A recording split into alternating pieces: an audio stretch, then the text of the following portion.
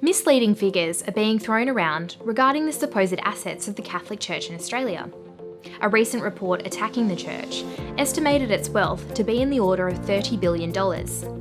This number is inflated because it puts a price on churches such as St Mary's Cathedral, or buildings like St Vincent's Hospital and the Matthew Talbot Hostel, as if they were properties that could be sold to a developer who would turn them into high-rise apartments and sell them for millions of dollars.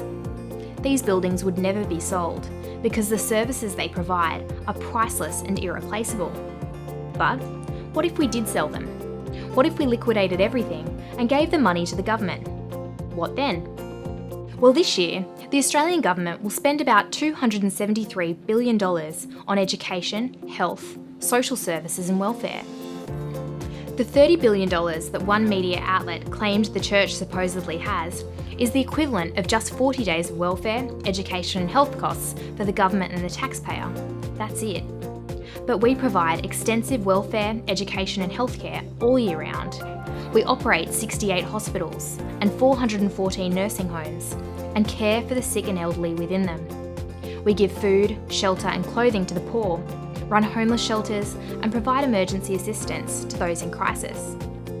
We support families through counselling, 24-hour helplines, foster and adoption services. We provide assistance to people with disabilities and their families, help people break their addictions, and help the unemployed to find jobs. We educate 765,844 students, whether they are Catholic or not, in 1,736 primary and secondary schools.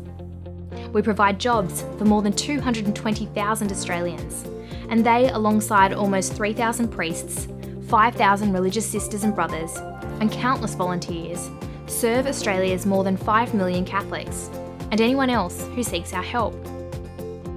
Some people choose to ignore the fundamental social services we provide in our buildings, and instead use the Church's assets as a reason to strip it of tax exemptions or its charitable status.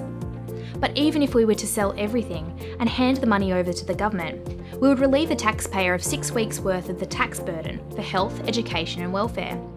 And after that, where would we be? 60 or so less hospitals, 400 or so less nursing homes, 750,000 students looking for a school, 220,000 people looking for work, 5 million people without a place of worship, and heaven knows how many people left without the support of our many, many welfare agencies. And they're not really ours to sell.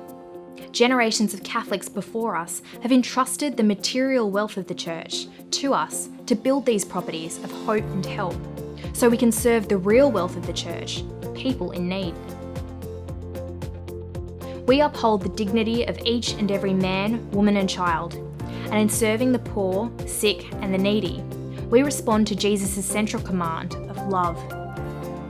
As Catholics, we can be proud that whatever the value of our assets, whatever the material wealth of the Church, we will use it always and everywhere in the service of our brothers and sisters.